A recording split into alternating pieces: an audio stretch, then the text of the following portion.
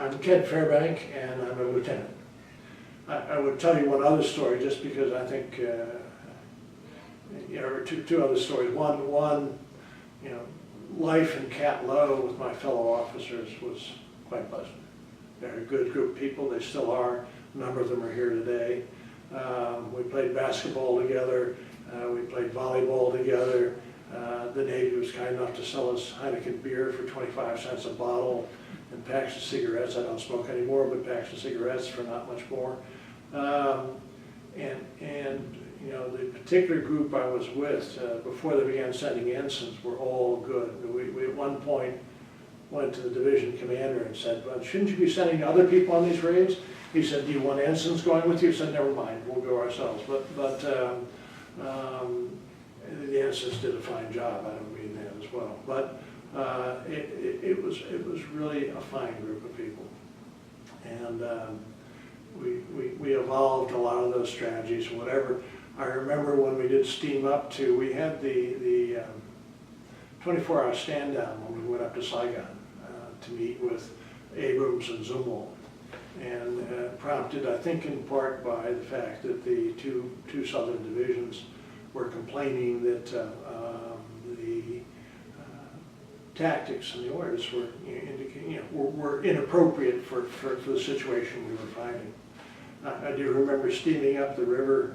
Jim Will was in the first boat, and Jim went on a speaker and said, "I'm the first boat. Don't shoot at me. The commander's on the third boat. The commander's on the third boat." So we had a lot of fun. I had a wonderful. Early on, when we were ordered in the rivers, the officers wore khaki, and the enlisted wore their blue jeans, their denim shirts. They asked me one day, I said, "Why do you wear khakis?" I said, "Obviously, so we can draw the fire to allow you to do your job." And I went to my division commander and said, "Would you like to paint bullseyes on the back of us, perhaps, to start?" He understood. It wasn't long after that we went to the green fatigues. Everyone the same thing. But it was a fine group of people. When I went up to staff at Cosron 1 and looked at the training program, the mission of Swift boats had changed quite dramatically. The coastal patrol still went on, and by the way, doing a coastal patrol in 12-foot seas or 10-foot seas was a real fight.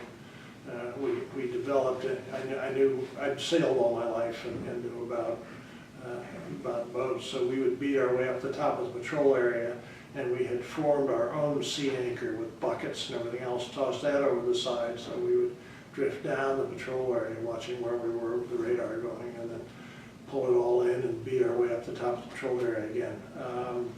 But essentially the mission had changed somewhat, particularly for the southern two divisions. The northern ones were trying to keep up, and I got to know them because I did inspections up there.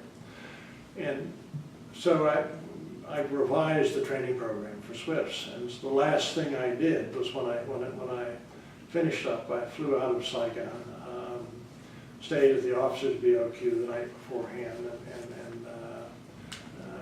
which was always fun. A couple admirals were there. We chatted about what was going on, and flew out and went back to Bear Island, which is where the training was going on. And to my amazement, they were teaching people to storm beaches from the boats. And I said, "That's not what we do, guys. That's just not what we do."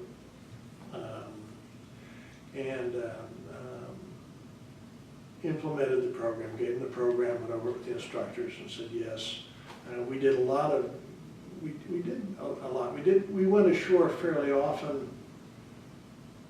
We went ashore from time to time just to make sure that no one innocent was being held, was being hit. But storming villages as Swift boats, yes. John Curry was a good friend of mine, did beach his boat and chase a guy down. There were, certainly with the rough puffs, we had people streaming over the bows, but we were not a shock troop group with 5 people on the boats. So we changed some of that at the school while I was there before I got out.